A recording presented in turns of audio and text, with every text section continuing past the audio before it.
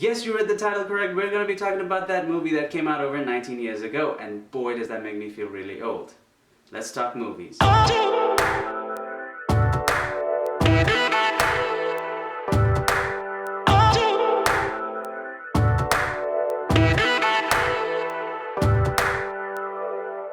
What is going on, guys? It's Manny here, and today we're going to be talking about why we don't get movies like The Matrix anymore. Now, for all the new generation of kids out there who don't know what The Matrix is, The Matrix was a movie that came out in 1999 at a time when there were no smartphones and fidget spinners.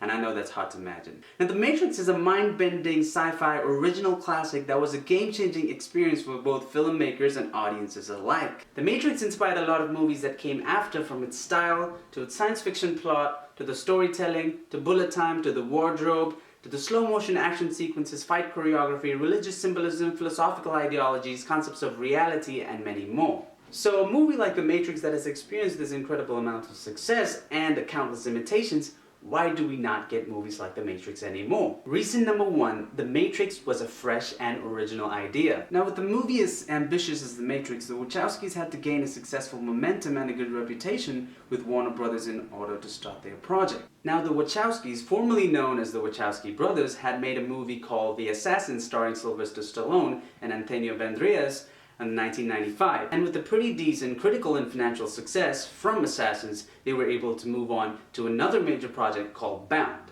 Bound was a critical and financial success for the Wachowskis that helped them persuade the studio to let them direct The Matrix. So the Wachowskis went on to direct The Matrix, and The Matrix became a critical and financial success for Warner Brothers and the Wachowskis and everybody involved in the film. Now, The Matrix had a budget of over $63 million. Now, you might be thinking that that is not a lot of money for making a movie. With movies today coming up to over $200 million, a budget of $60 million might not seem a lot. But when you look at the budget of the movies that came out in the same time around 1990s, like Total Recall, Independence Day, The Godfather Part 3, Die Hard 2, all these movies had a budget around that area, from going around from 60 million to 75 million. And those movies were able to get a good budget because they were either sequels or they either starred big movie stars that were able to bring in the box office numbers, or people who have already seen the previous movies that wanted to see what the sequel looked like. So Warner Brothers took a huge gamble with the Wachowskis to give a huge budget to make The Matrix, and it completely paid off.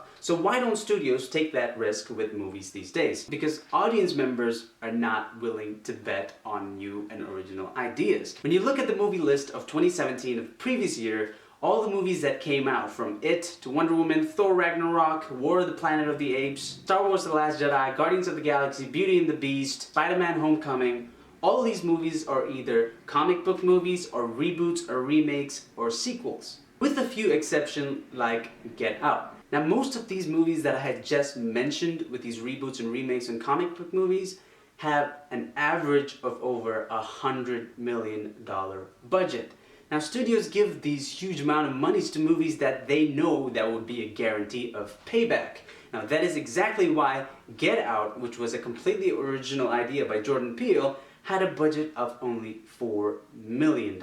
Another reason is new directors. Now, these new directors might be able to put out a good movie that might be critically successful and a little bit financially successful, but when you look at the box office numbers for all the new directors that came out and did a movie this year, they were probably under $100 million. Just to give a small example of what it might have been like, if you had marketed Ready Player One saying that it was directed by a director that you hadn't heard of, probably not all people would have gone and seen it. But when you say that it was directed by Steven Spielberg, when that is your main marketing strategy, a lot of people have gone and seen it. So it had made a good opening box office weekend record. And that same thing applies to Dunkirk last year with Christopher Nolan. Now, usually war epics are not movies that make a lot of cash, but Dunkirk had made over $500 million.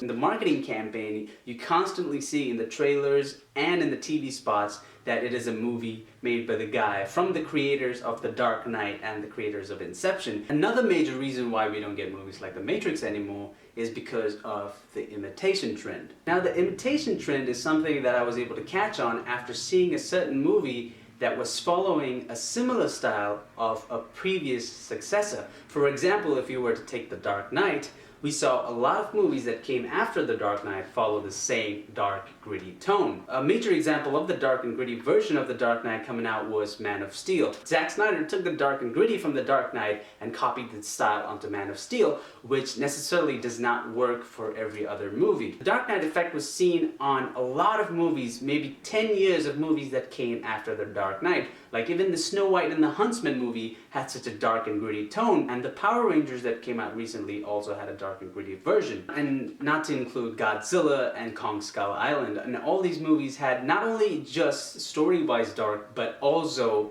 literally dark in tone. So the imitation trend not only prevents people from making their own, putting their own style on things, but it also makes them stick to the same genre, not allowing them to expand their creativity and trying different things. Also, another reason why we don't get movies like The Matrix is because we're living currently on the generation of celebrities and movie stars. Any movie that makes a lot of money is probably starring huge stars like Dwayne "The Rock" Johnson or Kevin Hart or Chris Pratt and Jennifer Lawrence, and these movies might do good. Some of them might, like Jumanji, Welcome to the Jungle was a pretty good movie, but at the same time, Passengers was a below average movie. So studios are willing to bet more on star power than actual script. Another reason is movie makers are going a lot for action over substance. Now, The Matrix, although is a movie that is filled with a lot of action set pieces, it did that by backing it up with a good story and a plot structure. Whereas the movies that come out these days, although there are movies with good action backing up with a good story, most movies are counting on explosions and things blowing up with guns and gunfire and fight sequences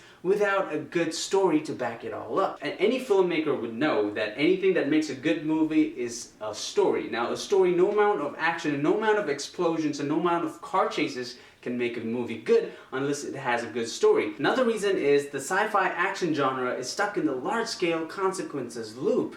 And now a lot of movie executives and studios and filmmakers think that an action movie, an action sci-fi movie need to be literally big, that the consequences need to be huge, like world destruction and world domination level huge, which is not true when it comes to a good story. Now, The Matrix was a movie that was literally like world ending and world destructive, but they range from small to medium level scale action set pieces. Sci-fi action movies specifically are looking for a large scale, are always looking for a large scale destruction. This comes into the debate of the small scale versus the large scale. A good movie can be it can be small scale. If anything with a story, it could be just one character with a goal and with a protagonist, which can be anything from an object to a person. But sci-fi movies are driven into the idea that they need to be aliens or they need to be robots, and that drives movies to sort of miss the mark on making